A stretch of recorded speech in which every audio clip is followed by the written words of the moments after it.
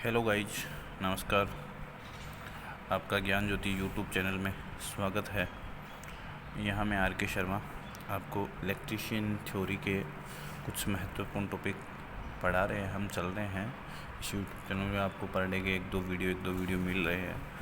वो जो महत्वपूर्ण पूरे चैप्टर तो नहीं पढ़ाए जा रहे हैं, नहीं पढ़ाए जा सकते, लेकिन उसमें जो क्वेश्चन कहाँ से कैसे क्वेश्चन पुट आउट होते हैं उनके बारे में ज़रूर बताया जाएगा और उनका सॉल्यूशन, क्वेश्चनों का सॉल्यूशन करवाया जाएगा। साथ में ही कि कौन से टॉपिक में क्या पॉइंट महत्वपूर्ण है इनके बारे में बात करते रहते हैं। तो हम यहाँ इलेक्ट्रीशियन थ्योरी का एक यहाँ टॉपिक पढ़ेंगे, प्रदीप्ति। इसको ल्यूमिनेशन कहते हैं।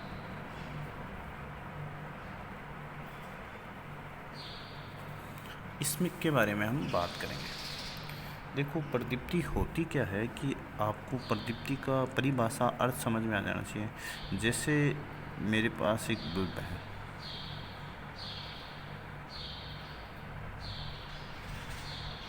उस बल्ब का प्रकाश है जो इकाई क्षेत्रफल पड़ने वाला प्रकाश की मात्रा, कि आप यहाँ बैठे हैं, आप तक कितना प्रकाश पहुँच रहा है,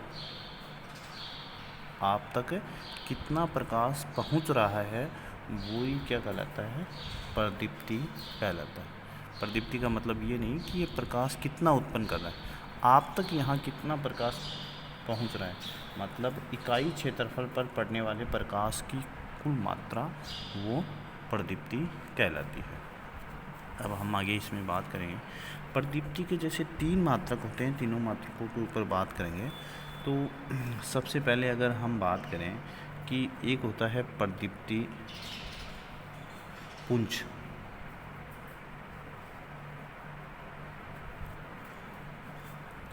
एक होता है प्रदीप्ति तीव्रता और एक होता है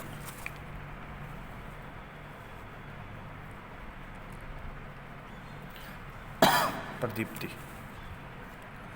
तो सबसे पहले हम बात करेंगे कि भाई इनका क्या प्रतीक होता है, इनको किससे डिनोट किया जाता है। तो जो प्रदीप्ति पुंज है उसको F या फाई से डिनोट किया जाता है। किससे डिनोट किया जाता है? F या फाई से डिनोट किया जाता है। अगर हम इसकी परिभाषा की बात करें, किसकी बात करें कि परिभाषा क्या होती है इसकी, तो जो प्रदीप्ति पुंज होता है, इसको हम अगर परिभाषा में कहें कि जो स्रोत से निकला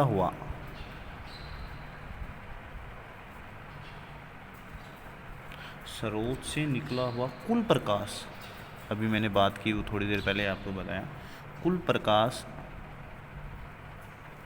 प्रदीप्ति पुंज कहलाता है। कुल प्रकाश, जैसे ये बल्ब है, इसका प्रकाश यहाँ पड़ रहा है, इस स्रोत से निकला हुआ कुल प्रकाश प्रदीप्ति पुंज कहलाता है। अगर हमें आगे इसकी मात्रक की बात की जाए तो इसका मात्रक होता है ल्यूमन। अब क्वेश्चन किस तरीके से पूछा जाता है कि आपको कह दिया जाए कि प्रदीप्ति पुंज का प्रतीक क्या है, F या फाई। परिभाषा भी, जैसे परिभाषा तो नहीं पूछ सकता, मात्रक पूछ सकता है, ल्यूमन। उसके बाद अगर हम बात करें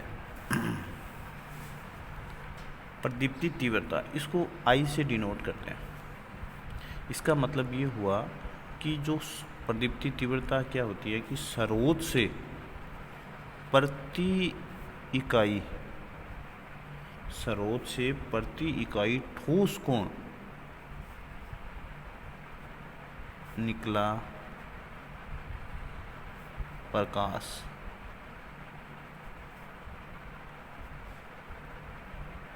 प्रदीप्ति तीव्रता कहलाती है।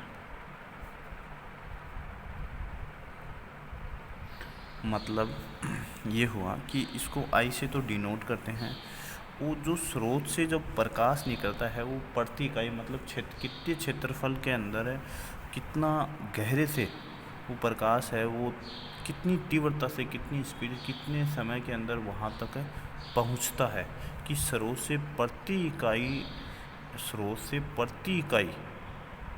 इकाई क्षेत्रफल है, वो ठोस कोण से निकला हुआ प्रकाश प्रदीप्ति तीव्रता कहलाती है। अगर हम इसके मात्रक की बात की जाए तो जो इसको मात्रक है वो होता है ल्यूमन बट्टे स्टेरेडियन। ल्यूमन बट्टे स्टेरेडियन, इसको हम दूसरा नाम कर सकते हैं कैंडल पावर। इसको भी हम CD कैंडल पावर।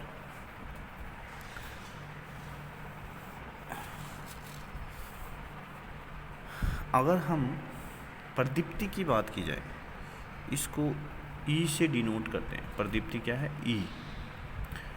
प्रदीप्ति क्या है कि कोई तल है, उस तल पर प्रति इकाई क्षेत्रफल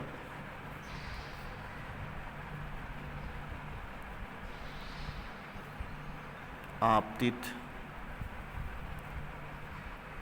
प्रकाश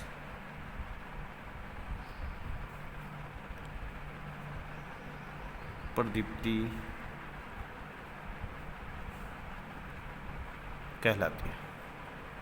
प्रदीप्ति कहलाती है कि अगर इसको दूसरा नाम से बताया जाए कि वही बात मैंने आपको थोड़ी देर पहले बताई कि इकाई क्षेत्रफल पर पड़ने वाला जो कुल प्रकाश या प्रकाश की जो मात्रा है वो प्रदीप्ति कहलाती है।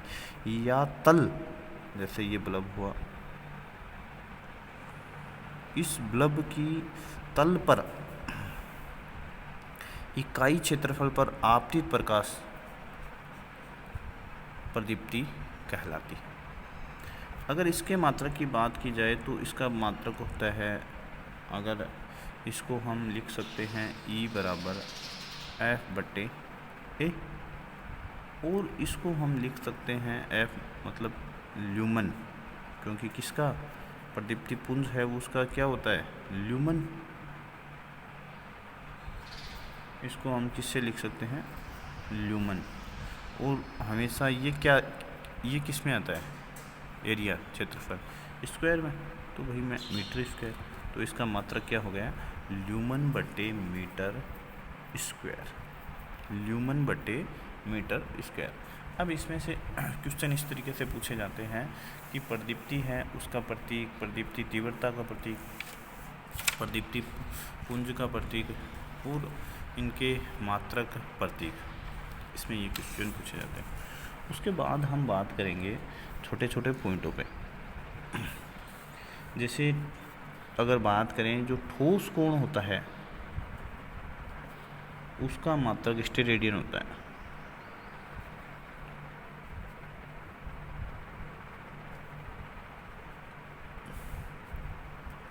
ठोस कोण का मात्रक क्या होता है? स्टेरेडियन होता है।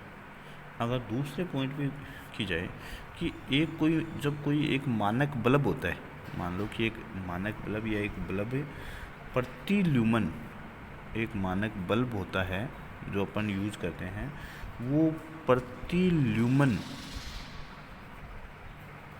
0.0201 वाट खर्च करता है।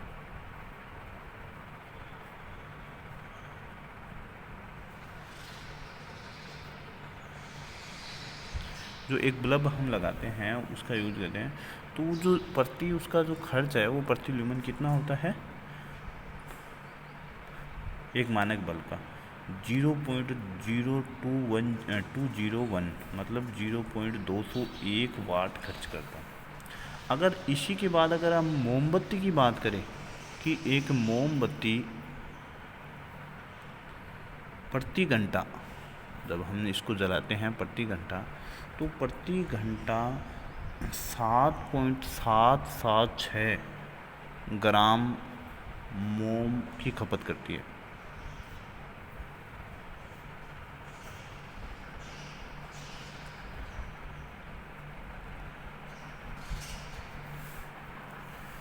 कितनी खपत करती है? 7.776 मोम की खपत करती है। इसी तरीके से मैंने आपको बताया ये एक बल्ब है, वो इतने वाटेज का क्या कर देता है? खर्च कर देता है।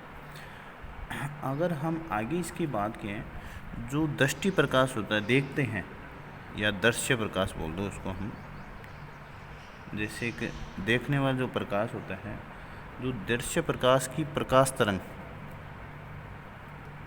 प्रकाश की तरंग दैर्ध्य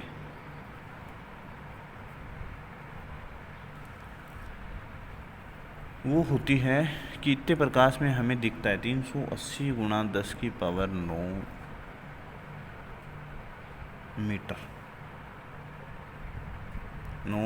मीटर।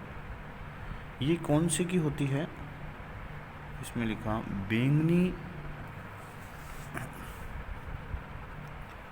बैंगनी के लिए न्यूनतम होती है। किसके लिए? बैंगनी के लिए न्यूनतम। और ये कहाँ से कहाँ तक होती है? जो 380 इंटू 10 की पावर -9 से 760 गुणा 10 की पावर -9, ये बैंगनी, क्योंकि बैंगनी रंग हमें कम दिखाई देता है। और ये लाल रंग, आप लाल रंग कहीं भी देखो वो आपको जल्दी दिखाई देता है। तो जो तरंग दैर्ध्य है वो बैंगनी रंग की सबसे कम और लाल रंग की तरंग दैर्ध्य वो सबसे अधिक रहती है, कहने का जब प्रकाश है कि इस प्रकाश में हमें यहाँ से दिखाई होना स्टार्ट होता है, और ये इसकी सर्वाधिक है, ये इसका न्यूनतम पॉइंट है। तो न्यूनतम बैंगनी कलर है, हमें कम दिखाई देता है। अगर हम बैंगनी कलर को दूर से देखें तो हमें साफ दिखाई नहीं दे सकता कि वो कौन सा रंग है। और अगर हमें लाल रंग देखना हो तो दूर से ही लाल रंग दिखाई दे देता है। तो उसकी जो तरंग दैर्ध्य हैं वो सबसे अधिक होती है 760 गुणा 10 की पावर 9 मीटर।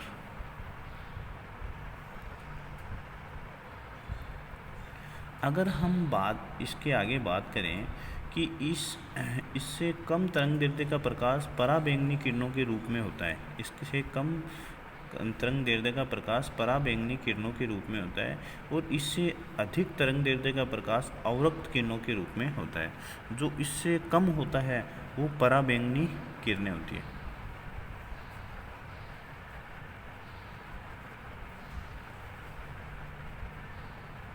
हमें दिखाई नहीं देती, और इससे अधिक होता है वो अवरक्त किरणों के रूप में। आगे हम बात करें एक और पॉइंट की, कि जो कोई भी पदार्थ है वो 900 डिग्री सेल्सियस से ऊपर ऊष्मा के साथ प्रकाश भी उत्सर्जित करने के लिए 900 डिग्री सेल्सियस से ऊपर ऊष्मा के साथ प्रकाश भी उत्सर्जित करने लगता है।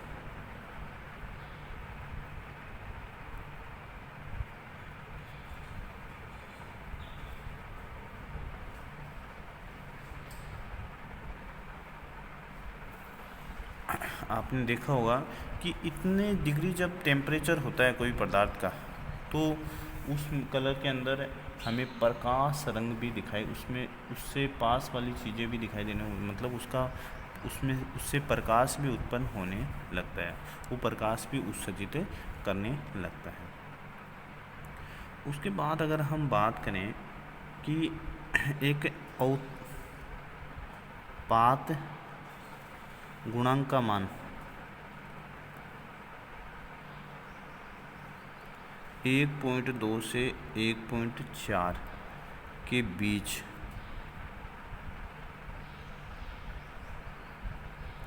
रखना चाहिए। इससे कम होने पर, जैसे उसके ऊपर औपात का मान समझने का ये हो गया कि अगर जब कोई बल्ब होता है उस पर धूल मिट्टी वगैरह जम जाती है, तो जैसे उसका प्रकाश क्या हो जाता है, कम दिखाई देने लग जाता है उसका प्रकाश। क्यों?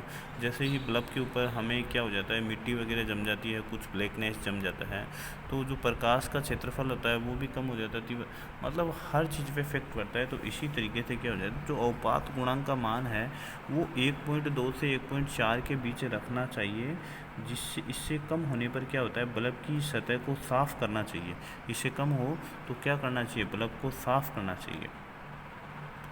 इससे कम होने पर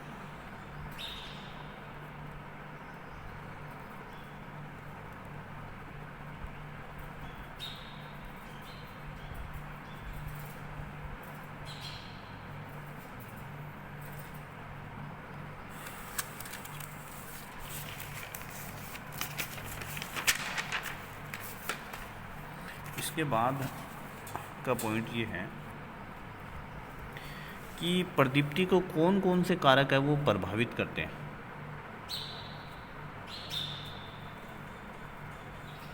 कि किसके कारण से प्रदीप्ति को निम्न कारक प्रभावित करते हैं। क्या कारण, निम्न कारक के कारण है प्रभावित।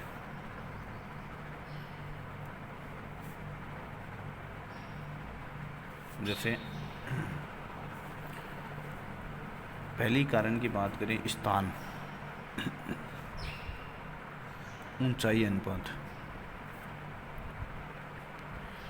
आपको भी पता है कि अगर कोई बल्ब है उसको ज़्यादा ऊपर लगा दिया जाए और उसकी अगर ल्यूमन ज़्यादा नहीं हो, उसका प्रकाश ज़्यादा नहीं हो, तो उससे क्या होता है भाई, वो किसको प्रभावित, हमें उससे प्रकाश होगा ही नहीं।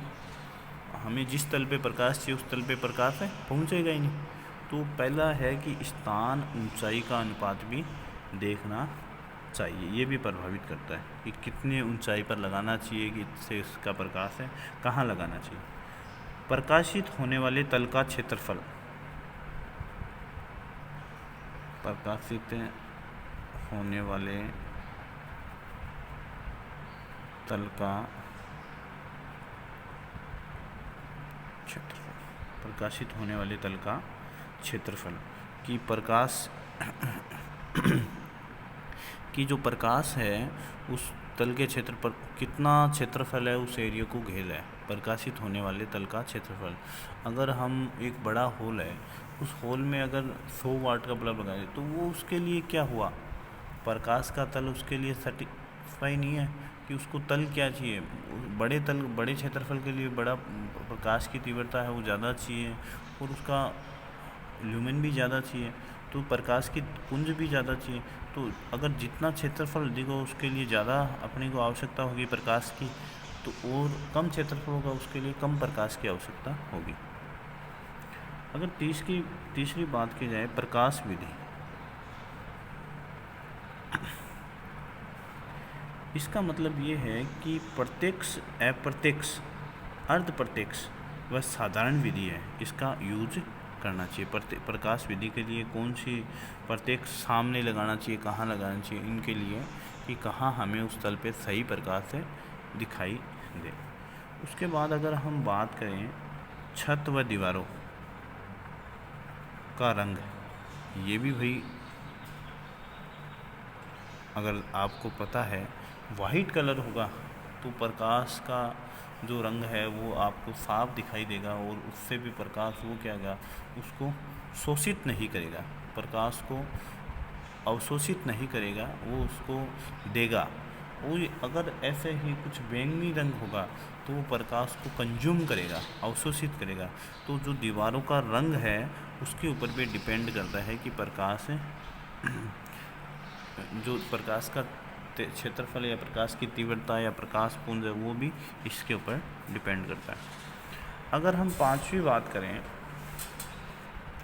उपयोगिता गुणांक, कि कहाँ कितना प्रकाश उपयोग हो रहा है,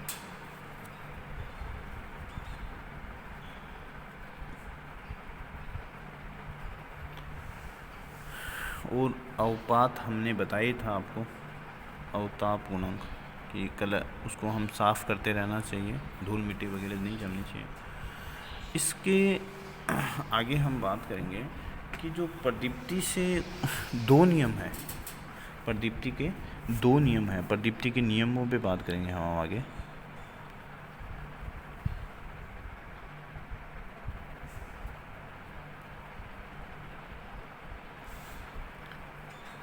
पहला नियम क्या कहता है प्रदीप्ति का, फर्स्ट,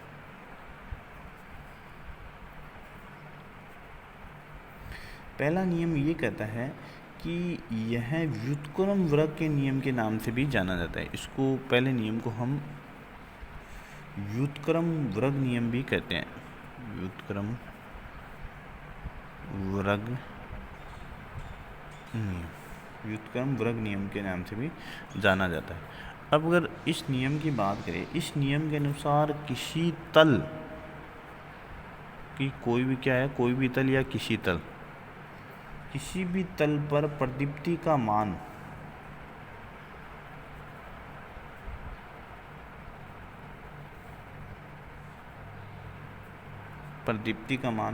प्रदीप्ति की तीव्रता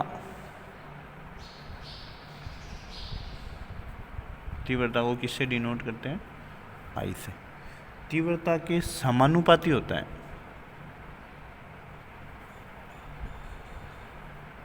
तीव्रता के समानुपाती वह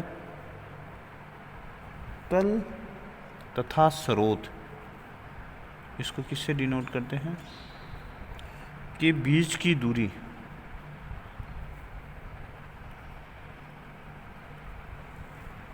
के वर्ग की व्युत्क्रमानुपाती होता है।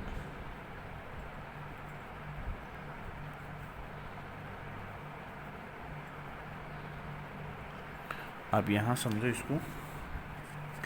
अर्थात अगर मैं आपको इसको सरल भाषा में बताऊं कि ई है, पहले तो जो पहला नियम ये बताया, इसको व्युत्क्रम नियम के नाम से जानते हैं कि किसी तल पर प्रदीप्ति का मान है।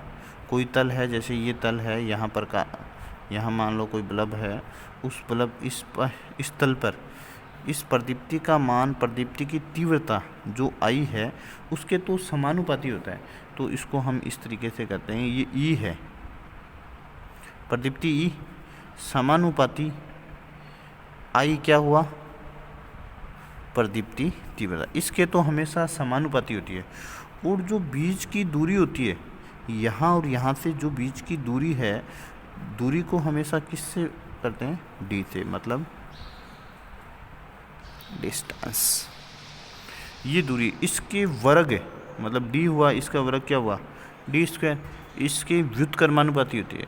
तो कोई व्युत्क्रम होती है तो हमेशा समानुपाती, समान होते हैं, वो तो एक दूसरे के आमने सामने बैठ जाते हैं, उनकी तो बनती है।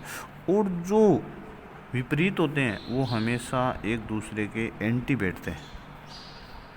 तो हमने इसका इस तरीके से बना दिया, ई बराबर, तो पहला नियम इस तरीके से हो गया।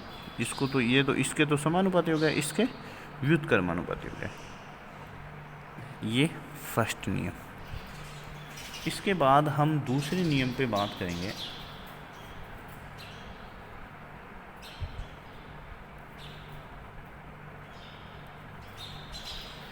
दूसरा नियम क्या कहता है कि इस नियम को हम किसके नाम पे जानते हैं? लेम्बर्ट-कोज्जा नियम के नाम से भी जानते हैं। लेम्बर्ट-कोज्जा।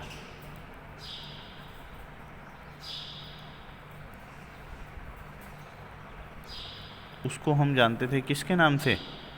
जो मैंने आपको पहला नियम बताया, इसको व्युत्क्रम वर्ग नियम के नाम से, और इसको लेम्बर्ट-कोज्जा के नाम से। अब ये नियम कहता है, इस नियम के अनुसार कहता है कि प्रदीप्ति का मान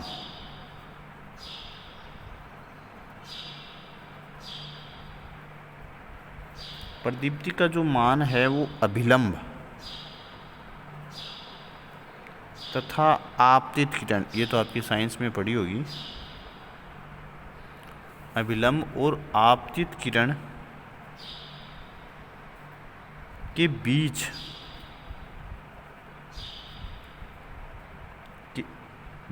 के कोण या बीच के बने कोण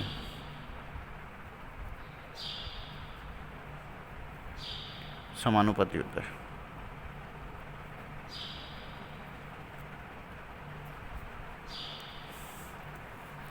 देखो, इन चैप्टरों को इतना बारीकी से, इतना डीप समझाया नहीं जाता, क्योंकि हम यहाँ 30-30 मिनट की वीडियो बना रहे हैं। इन वीडियो में ये चीज़ संभव नहीं है कि इसको हर एक पॉइंट को एकदम डीप से डीप समझाया जाए, ये संभव नहीं है। अगर ऐसे भी भविष्य में कभी ऐसे वीडियो भी बनाए जाएंगे जिनका थोड़ा सा लेंथ है वो ज़्यादा हो जाएगी वीडियो का जो, क्योंकि इन वीडियो को ज़्यादा अगर बनाया जाए तो थोड़ा सा अपलोडिंग करना मुश्किल हो जाता है, थोड़ा टाइम लगता है, क्योंकि इनको इन हाई क्वालिटी और एडिटिंग करके अगर अच्छे से बनाया जाए तो ये कम से कम 15-15 20-20 GB के बनते हैं, जिनको थोड़ा सा देखना आपके लिए भी, अगर डाउनलोड करना वैसे भी हो जाता है और हमारे लिए अपलोडिंग करना थोड़ा मुश्किल हो जाता है।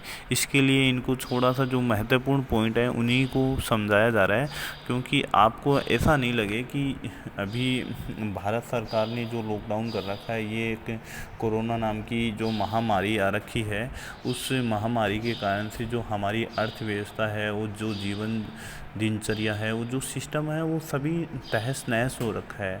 बस इसको थोड़ा बहुत बनाए रखने के लिए हम यहाँ आपके लिए सहयोग कर रहे हैं कि अगर जो आपका समय है वो वेस्टेज नहीं जाए, वो थोड़ा बहुत भी अगर इन वीडियो से आपको 50-60-70% भी फ़ायदा हो तो आप इनको देखें।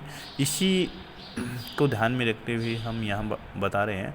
बस इनको ज़्यादा डीप नहीं पढ़ाया जा सकता, या एक ही पॉइंट में इतनी सारी डीप चीज़ें बताई जा सकती हैं कि जो अभी हम यहाँ आपको ऐसे तो नहीं बता सकते कि ये आपतित किरण क्या है, अभिलंब क्या है, ये है, क्योंकि ये तो आपको पढ़ाया हुआ है। अगर इस तरीके से बताने का मतलब है कि एक जो टॉपिक है वो कम से कम 4 घंटे या 5 घंटे में कंप्लीट होता है, वो संभव नहीं है यूट्यूब चैनलों पे। अगर कोई ऑनलाइन क्लास लगती है तो हम उसको पढ़ा सकते हैं इस तरीके से, लेकिन इन चीज़ों को संभव नहीं है। इसलिए आपको प्रॉब्लम तो होगी, लेकिन आप उनको चैप्टर पढ़ो, उसके बाद आपको अच्छे से ये चीज़ें समझ में आ जाएगी। अगर हम बात कर रहे थे कि जैसे लैम्बर्ट-कोज़ा नियम के नाम से जानते हैं, तो जो प्रदीप्ति का मान है वो अभिलंब और आपतित किरण के बीच के बने के कोण के समानुपाती होता है। कहने का मतलब जो ई है ये प्रदीप्ति है, ये किसके समानुपाती, जो कोण होता है उसके समानुपाती। तो ई समानुपाती कोस थीटा या कोस फाई के नाम से दे, तो ये दूसरा नियम हो गया। तो समीकरण जब हम 1 और 2 को मिलाएंगे तो क्या हुआ, ई बराबर आई कोस थीटा बराबर डी स्क्वायर, ये भैया ये बना, ये दूसरा नियम बना। अब अगर हम बात करें कि जब अभिलंब और आपतित किरण के बीच का कोण अगर 0 डिग्री होता है तो प्रदीप्ति क्या होती है, अधिकतम होती है। कोस 0 का मान होता है 1, कोस 0 का मान कितना होता है 1, कोस 0 थीटा, अगर थीटा की जगह 0 रखा जाए, 0 डिग्री का मतलब 1, तो प्रकाश क्या होगा, अधिकतम। तो इसको कह सकते हैं जब अभिलंब और आपतित किरण के बीच का कोण का मान 0 डिग्री होता है तो प्रदीप्ति क्या रहती है, अधिकतम रहती है। अगर आगे हम बात करें कि प्रत्यक्ष प्रकाश व्यवस्था में 90% प्रकाश नीचे की तल की तरफ हमेशा बल्ब लगाते हैं, तो उसका 90% प्रकाश ऊपर की बजाय कहाँ जाता है, नीचे जाता है। तो जो 90% प्रकाश है वो नीचे की तल की तरफ अप्रत्यक्ष, नीचे की तल के ऊपर, नीचे की तल पर अप्रत्यक्ष, और प्रकाश व्यवस्था में 90% प्रकाश ऊपर की तरफ है, जबकि अर्ध प्रत्यक्ष व जो ये विधियाँ होती है अर्ध प्रत्यक्ष और अर्ध प्रत्यक्ष प्रकाश व्यवस्था में 60 से 90% प्रकाश तल की ओर गमन करता है। कहने का मतलब प्रत्यक्ष और अर्ध प्रत्यक्ष स्थितियों के अंदर है कि जैसे कोई चीज़ ढकी हो, अर्ध प्रत्यक्ष मतलब प्रकाश एक तो हम पूरा का पूरा जो बल्ब हो पूरा प्रकाश देता हो, और एक मान लो कि जो एलईडी साइड लगाते हैं उसमें आधा प्रकाश जैसे अर्ध प्रकाश हो, जिसमें नीचे की साइड ही प्रकाश देता है, ऊपर वाली साइड प्रकाश नहीं, जैसे एलईडी लगाते हैं हम, तो एलईडी का प्रकाश है वो पूरा का पूरा प्रकाश नहीं होता, एक ही तल की तरफ प्रकाश देता है। तो इसलिए इस वीडियो में उसको समझाया जाता है कि प्रत्यक्ष और अर्ध प्रत्यक्ष ये प्रकाश व्यवस्था है। उसके बाद अगर हम बात करें यहाँ कि जो 2 टाइप के लैंप होते हैं, 2 टाइप ऑफ लैंप, 2 टाइप के लैंप होते हैं। एक तो होते हैं रासायनिक लैंप। जैसे इसका एग्जाम्पल है मोमबत्ती। एक होते हैं वैद्युतिक लैंप।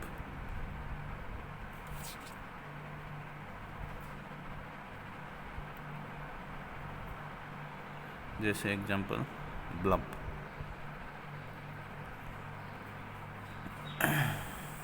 इस चैप्टर को हम आज ही जैसे कंप्लीट करेंगे, थोड़ा सा इसको नेक्स्ट पार्ट 2 वीडियो के अंदर आपको बताया जाएगा, समझाया जाएगा।